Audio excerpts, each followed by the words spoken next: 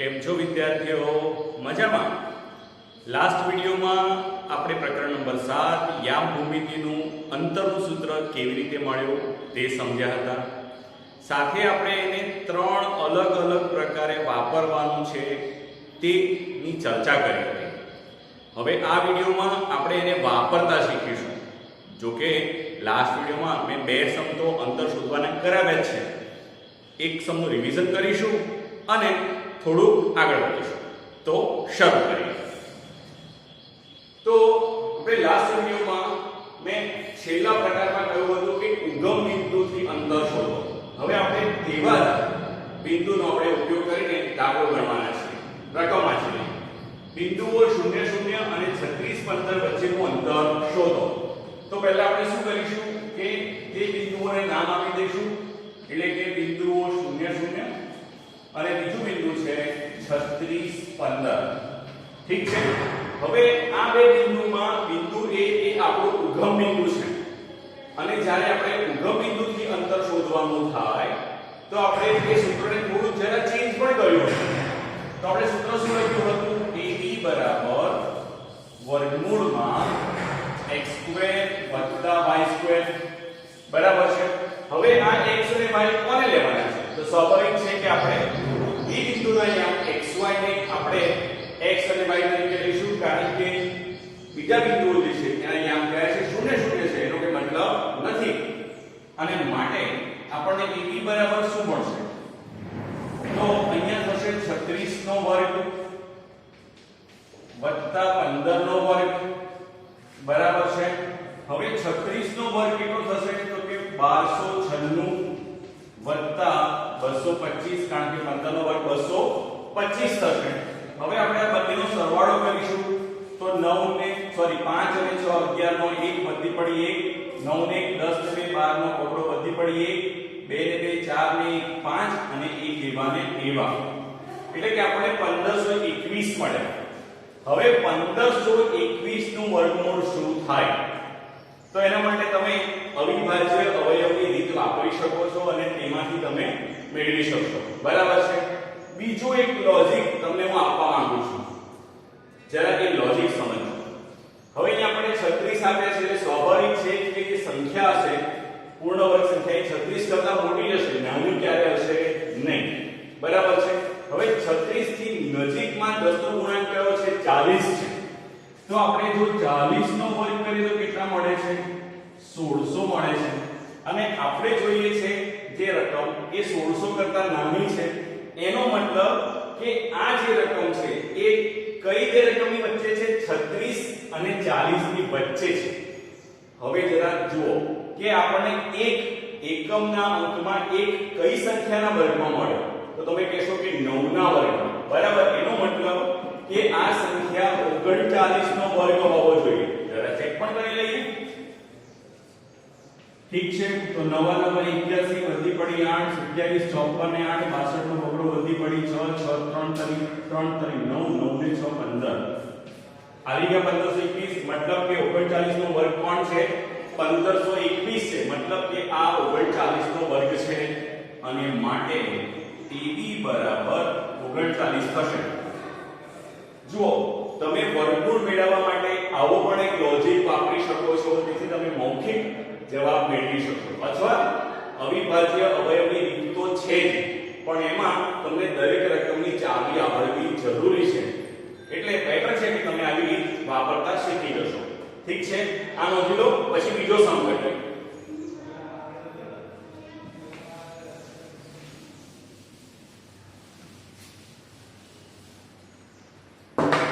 ચલો, હવે બીજી રકમ શું છે? તો બિંદુઓ 1 5 2 3 અને -2 -11 સમરેખ છે તેમ પ્રસ્થાપિત કરો. એટલે આપણે ચેક કરવાનું છે કે આપેલા બિંદુઓ સમરેખ છે કે નહીં. તો પહેલા આપણે શું કરીશું? પહેલા એના બિંદુના નામ પાડી દઈએ. તો એ બિંદુ આપણું 1,5 હશે, બી બિંદુ આપણું 2,3 હશે અને સી બિંદુ -2,11 હશે. હવે આપણે કરીશું શું? તો આ ત્રણેય બિંદુઓના ક્રમશઃ અંતર શોધીશું. એટલે કે AB અંતર શોધીશું, BC અંતર શોધીશું અને AC અંતર શોધીશું અને એમાંથી આપણે નક્કી કરીશું કે આપેલા બિંદુઓ સમરેખ છે કે નહીં. બરાબર છે. તો માટે શું થશે? પહેલા આપણે અંતરસૂત્ર લખીશું મૂળ તો શું લખાશે x2 x1 whole square plus y2 y1 whole square. હવે આપણે આને x2y2 અને આપણે આને x1y1 લઈશું તો આપણે વર્ગમૂળમાં શું મળશે તો બે માંથી એક જશે એટલે કે 2 1 આખાનો વર્ગ વત્તા 3 5 આખાનો વર્ગ બરાબર છે. ચલો હવે બે માંથી એક જશે એટલે 1 નો વર્ગ મળશે વત્તા 3 માંથી 5 જશે એટલે -2 નો વર્ગ મળશે. ચલો હવે તમે શું જાણો છો 1 નો વર્ગ કેટલો થશે 1 અને -2 નો વર્ગ કેટલો થશે 4. અહીંયા ધ્યાન આપજો -2 નો વર્ગ ક્યારે -4 થતો નથી +4 જ થાય છે બરાબર. એટલે કેટલા મળશે આપણને વર્ગમૂળમાં 5. માટે આપણને પહેલા બે બિંદુ વચ્ચેનું અંતર મળી ગયું છે. હવે આપણે બિંદુ B અને C વચ્ચેનું અંતર શોધીશું તો BC બરાબર ફરી પાછું આપણે અંતર સૂત્ર લખીશું કે x2 x1 whole square plus y2 y1 whole square. હવે તમારે આ બિંદુઓને x2 y2 આ આપણે x2 y2 અને આને આપણે x1 y1 લેવાના છે બરાબર. એટલે શું લખીશું -2 માંથી 2 જશે એટલે -2 આખાનો વર્ગ વત્તા -11 -3 આખાનો વર્ગ થશે. ચલો હવે આગળ વધીશું તો અહીંયા શું મળશે આપણને -4 નો વર્ગ વત્તા -14 નો વર્ગ. હવે તમે શું જાણો છો -4 નો વર્ગ કેટલો થશે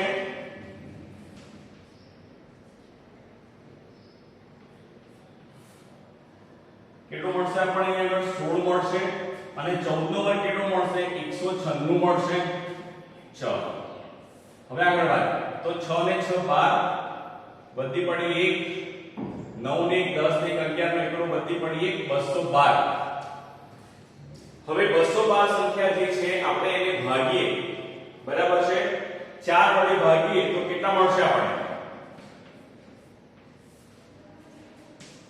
4 5 20 અને 4 તરી 12 એટલે કે આપણને કેટલા મળશે કે પૂર્ણ સંખ્યા 4 છે એટલે 2 વર્ગમૂળમાં 53 મળશે બરાબર. BC બરાબર 2 વર્ગમૂળમાં 53 થયા.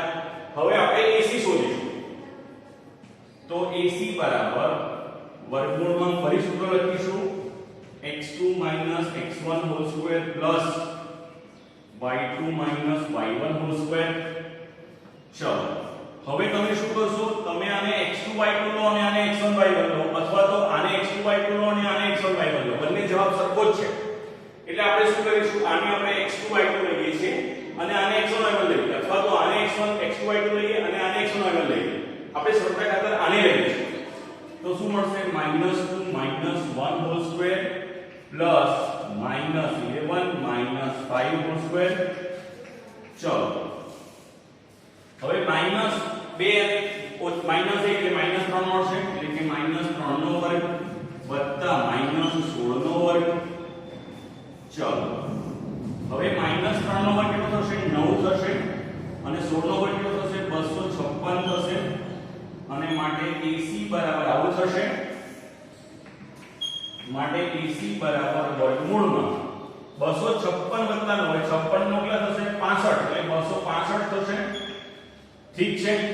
હવે 265 ને આપણે ભાગવા માંગીએ બરાબર છે તો કોઈ પૂર્ણાંક સંખ્યા મળશે કે નહીં એ આપણે ચકાસીએ બરાબર છે. તો કેવું થશે 5 વડે ભાગીએ માનો કે આપણે એને તો કેટલા મળશે 5 5 25 અને 5 તરી 15 પણ આ સંખ્યા પૂર્ણાંક સંખ્યા નથી એટલે આપણે આનું વર્ગમૂળ મળવાનું નથી એટલે કે આ સંખ્યા કંઈક આવી જ રહેશે. હવે તમે જુઓ તો વર્ગમૂળમાં 5 BC બરાબર 2 વર્ગમૂળ 53 અહીંયા આપણે AC બરાબર 5 ગુણ્યા 53 પણ વર્ગમૂળમાં જ છે એટલે આપણે કોઈ પણ રીતે ત્રણેય સંખ્યાઓનો સરવાળો કરી શકવાના નથી કારણ કે સમરેખ બિંદુની વિશેષતા શું છે જરા એની પણ વાત કરી લઈએ. માની લો કે બિંદુ A બિંદુ B અને બિંદુ C સમરેખ છે તો આપણે એવું લખી શકીએ કે AB BC બરાબર AC થવું જોઈએ પણ અહીંયા આપણે એવું દેખાતું નથી એટલે આપણે AB BC બરાબર AC કે BC AC બરાબર AB એવું કશું જ આપણે મેળવી શકવાના નથી અને માટે આપેલા બિંદુઓ સમરેખ બિંદુઓ નથી. તો લખી શકીએ આપણે કે AB વત્તા BC એ AC બરાબર નથી, બીજું AC વત્તા BC બરાબર AB નથી, અને BC વત્તા AB એ બરાબર AC નથી. સોરી, અહીંયા આપણે AC લખવું જોઈએ.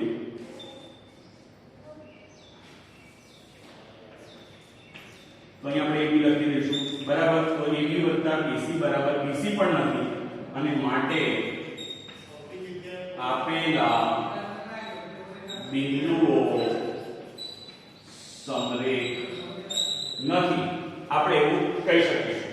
એટલે કે ખરા અર્થમાં તમારે AB, BC અને AC મેળવ્યા બાદ આ ત્રણ વિકલ્પો ચકાસવાના છે, અને ત્રણ વિકલ્પમાંથી કોઈ એક વિકલ્પ સરખો આવી જાય તો તમે કહી શકશો કે આપેલા બિંદુઓ સમરેખ છે, બરાબર. અને જો સરખું ન આવતું હોય તો તમે કહી શકશો કે બિંદુઓ સમરેખ નથી, બરાબર છે. તો અંતર સૂત્રનો આપણે ઉપયોગ કરીને બિંદુઓને સમરેખ છે કે નહીં તે પણ નક્કી કરી શકીશું. આટલું નોંધી લો, પછી આગળ જઈએ.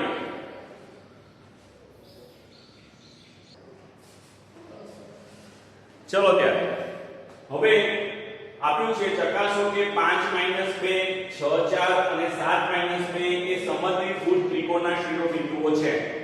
તો પહેલા આપણે શું કરીશું, એક નાની આકૃતિ દોરીશું અને એમાં આ બિંદુઓને આપણે દર્શાવી દઈશું.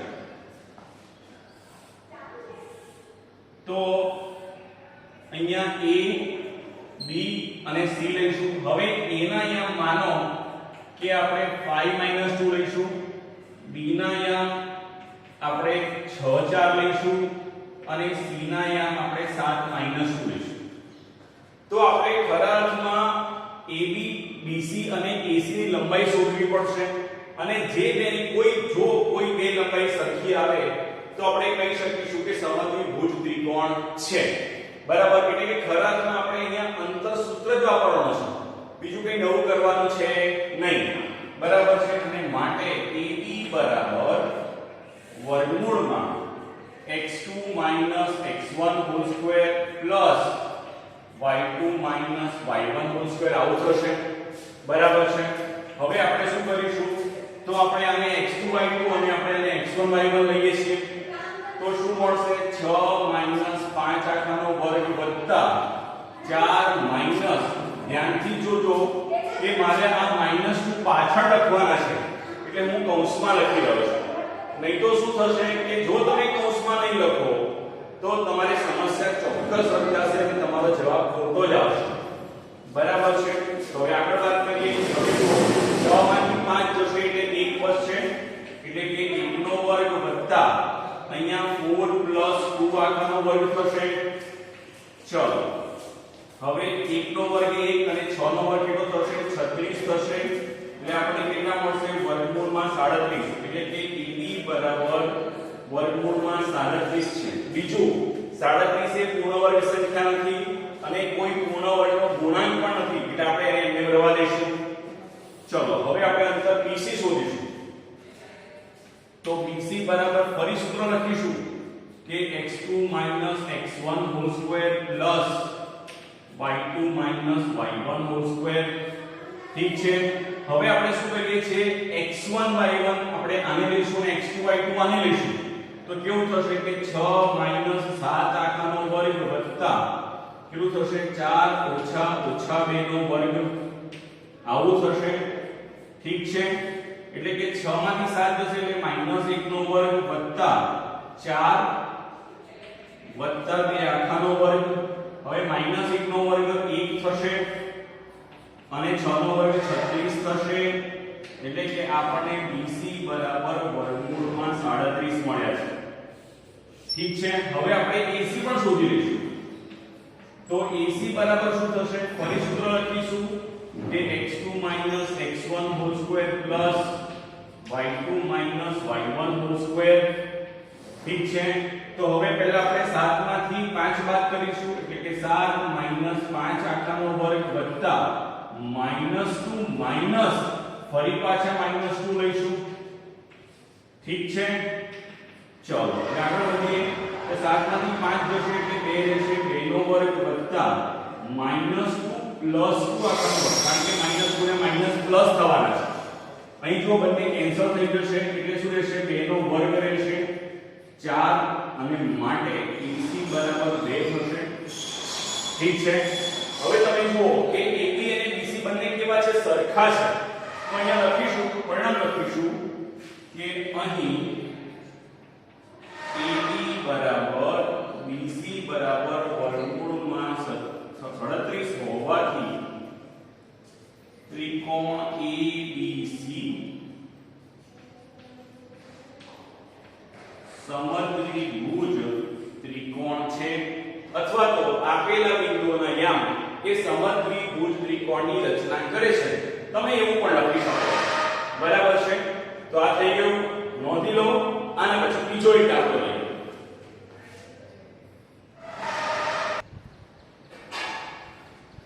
ચલો ત્યારે નવો દાખલો લઈએ 2 -5 અને -2 9 થી સમાન અંતરે હોય તેવું x અક્ષ પરનું બિંદુ શોધો અહીંયા શબ્દ વાપર્યો છે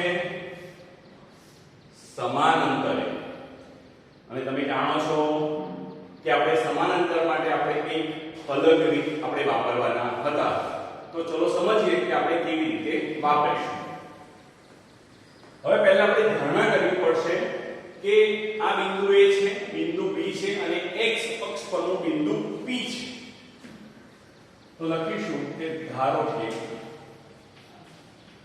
a minus 8 minus 2 minus 5 b minus 2 minus 9 થી સમાન અંતરે x અક્ષ પરનું બિંદુ px0 છે હવે તમે જરા વિચારો કે શા માટે મેં px0 લીધું છે કારણ કે બિંદુ P એ x અક્ષ પર છે અને x અક્ષ પર હંમેશા y યામ 0 જ હોય છે એટલે આપણે P બિંદુના યામ x0 લખવા પડે બરાબર છે બીજું કે બિંદુ P A થી અને B થી સમાન અંતરે છે અને માટે આપણે AP બરાબર PB લખી શકીએ કારણ લખીશું કે P એ